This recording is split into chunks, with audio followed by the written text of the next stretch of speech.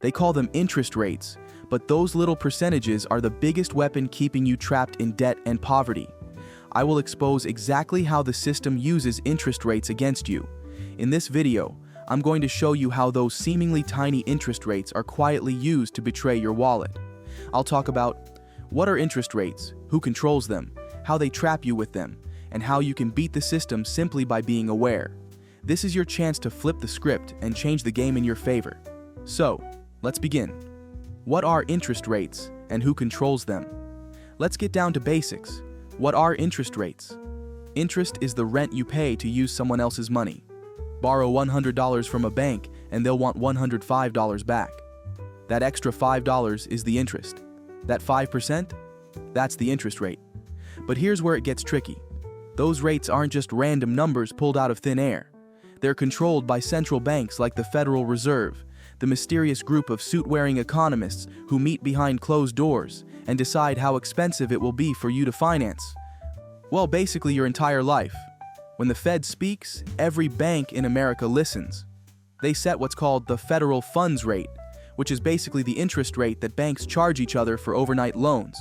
Think of it as the wholesale price of money. Banks then mark it up and pass that cost directly to you through your mortgage, car loan, credit card, and student debt. In March 2025, the Federal Reserve raised this rate to 4.5%, the highest it's been in nearly 15 years. But wait, you might be thinking, that doesn't sound so bad. Let me tell you why it's actually devastating. The hidden cost of borrowing. That house you want to buy for $300,000? With a 30-year mortgage at today's rates, you'll actually pay over $550,000 when it's all said and done. That's right, more than half of what you pay goes straight to the bank, not toward your actual home.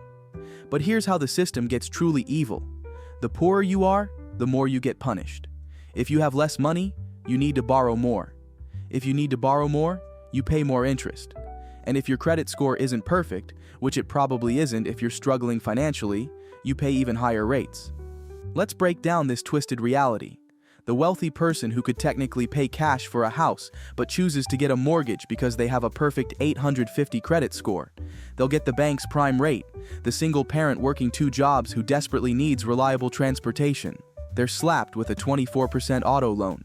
That's how the rich literally earn interest while the poor pay it. Think about that for a second. While you're sweating over minimum payments on your credit card, wealthy people are collecting interest payments from their investments, and many of which are in the very same banks charging you those outrageous rates. According to a 2024 Federal Reserve study, households in the bottom 20% of income spend an average of 24% of their monthly budget on debt payments, while the top 20% pay just 6%. And you know what's even more messed up? The rich are often being paid interest on their savings at the same time. But this isn't just about personal finance. It's about power, control, and a system designed to keep the financial treadmill running. And it gets even wilder because it shapes your entire life.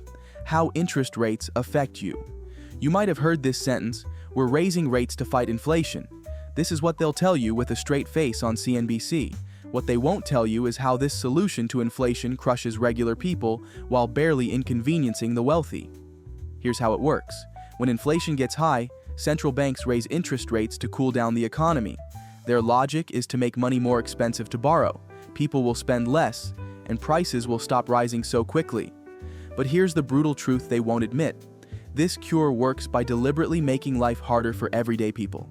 Because higher interest rates mean that first-time home you were saving for now requires $800 more per month.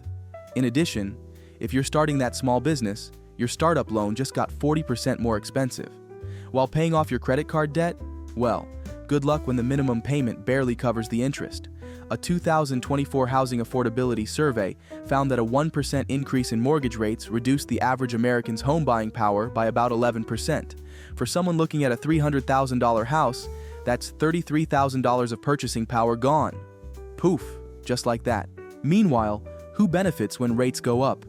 Certainly, banks and big financial institutions. In the first quarter of 2025, the top 4 U.S. banks reported a combined profit of $32 billion, up 18% from the previous year. Because when rates rise, they immediately jack up what they charge borrowers, but drag their feet on raising the interest they pay to savers. Here's another point. When the economy inevitably slows down too much because nobody can afford anything, what do? They lower rates again. But by then, the damage is done. Wealth has been transferred upward, and the cycle continues. And if you think that low interest rates are friendly, then think again. Low interest rates don't just make borrowing easier, they also inflate asset prices. When money is cheap, the wealthy borrow big and pour cash into stocks, real estate, and other investments. Demand surges, prices skyrocket, and suddenly that starter home you had your eye on costs double. You're not competing with families like yours, you're competing with hedge funds and millionaires scooping up assets at scale. So, while you're still saving for a down payment, they're busy buying up your future.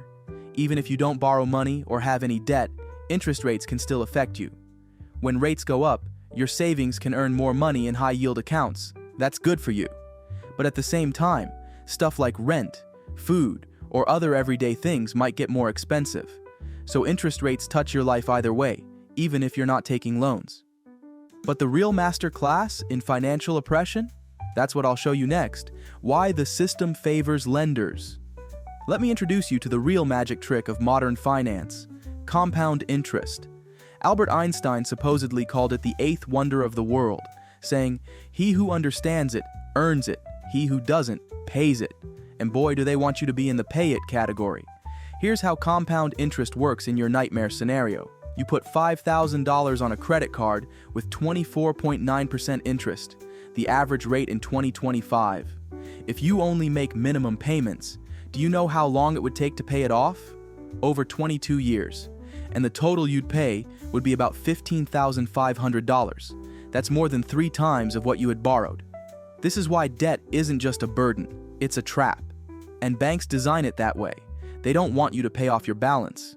They want you to be a revolver, like someone who carries a balance month after month, year after year, making those juicy interest payments. In a banking industry report that probably wasn't supposed to go public, one major credit card company referred to customers who pay off their balances each month as deadbeats. Let that sink in. In their eyes, being financially responsible makes you a deadbeat. And think about student loans, the debt you take on before you even understand what debt really is. The average graduate in 2025 leaves college with $43,000 in student debt. With rising interest rates, many will be paying well into their 40s, preventing them from building wealth during their prime earning years. For poor and middle-class Americans, debt becomes a lifelong companion, a constant drain on resources that could otherwise be used to build assets and create financial security.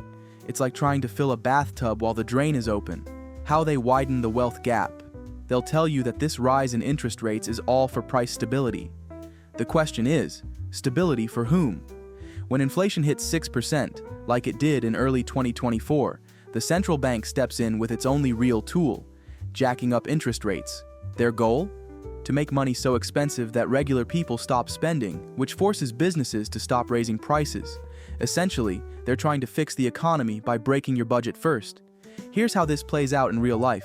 When rates spike, Jessica, the nurse with 3 kids, can't afford that new car she desperately needs. Mike and Sarah have to postpone buying their first home. Small businesses cancel expansion plans and freeze hiring, and that's exactly what they want. The Federal Reserve literally celebrates when job growth slows down. In March 2025, after a report showed fewer jobs were created than expected, the stock market actually went up because investors thought it meant the Fed would stop raising rates. Think about how messed up that is. Meanwhile, who escapes the pain? The ultra-wealthy. When you're sitting on millions, inflation is just a minor inconvenience. When you own assets like real estate and stocks, inflation often makes them worth more. And when the economy slows down because of high interest rates, guess who has the cash to buy assets at bargain prices? Not you, but the same wealthy elites who were protected from inflation in the first place. A 2025 study from the Economic Policy Institute found that, during periods of rising interest rates, the wealth gap typically expands by 4 to 6% annually. Why? Because wage growth stalls for workers, while asset owners can still profit. So next time you hear some economist in a suit talking about necessary pain to fight inflation, remember, they're talking about your pain, not theirs. It's a system where regular people get squeezed from both ends, higher prices and higher interest rates, while those at the top use the chaos to get even richer. But wait, There's gotta be a way out of this trap, right? How to beat the system? Well, practically it's really hard to fight the system, but it's not impossible. Here's the truth they don't teach in school. Interest rates are a game, and you need to know the rules to win. Rule 1. Destroy high-interest debt like your financial life depends on it, because it does.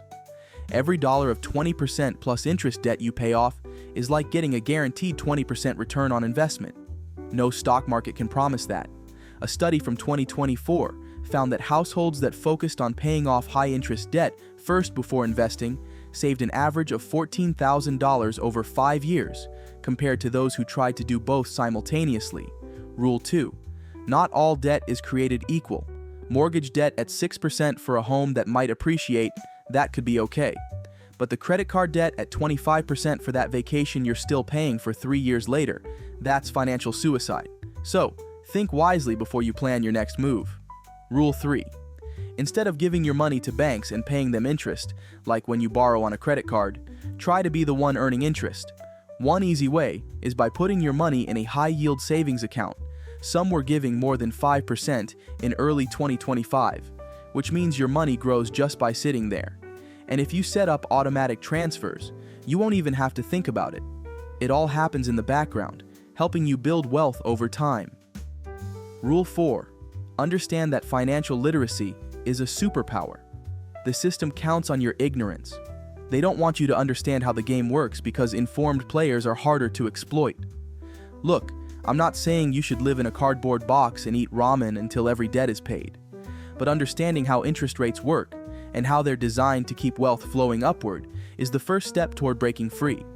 The system may be rigged, but once you see the rigging, you can play around it. Interest rates can either be the chains that bind you or the rocket fuel for your wealth. The only difference is knowledge and action. Remember, the institutions controlling interest rates aren't focused on your financial freedom. They're focused on their bottom line. So you need to focus on yours. They use interest rates to keep you poor. But now that you know how the game works, you can use that same powerful force to build the financial future you deserve. What's your experience with interest rates? Drop it in the comments below, and don't forget to like and subscribe for more financial truth bombs. Until next time, keep building wealth, but not someone else's. Thanks for watching.